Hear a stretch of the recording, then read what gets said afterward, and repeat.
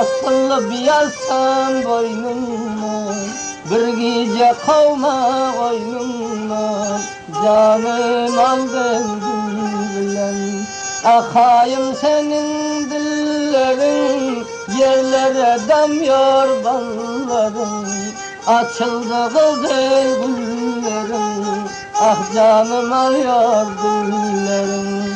Ah melem senin yürüyüşün, tiğdanım beter gülüşün, mesvalı toya gelişin, canımım alda yüreğin.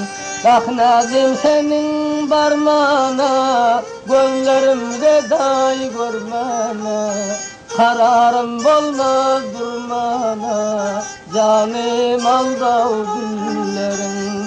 Ah gözüm senin sürmeli, görenler garap durmalı, dadacığın kurmalı, canım alda dillerin.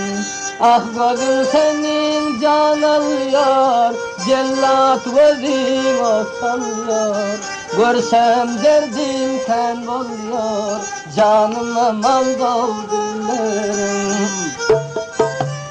Ah melem senin armanın, bağrımda yoktur dermanın, şirin canı kurbanım, öldürersin elbiden.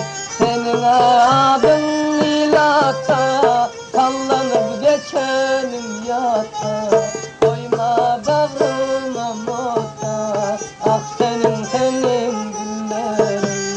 Doğalar taktın boyuna, men dersin işe koyuna, doğranım kalıyor keyine, ah melem senin günlerin. Ah gözün bilen ağlarsın, bağrıma da dağlarsın, taşların çoğmak bağlarsın, doldurma yakta günlerin. Ah gözün desem gözün var, ayağımda şüdüm var, her sözde bir duzum var, canıma malday dillerin. Menimde seni görersin, ben bilmedim görersin, kaybolan nire vararsın, canıma malday günlerin.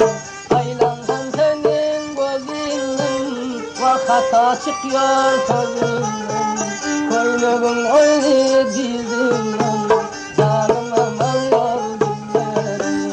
Yapma saçı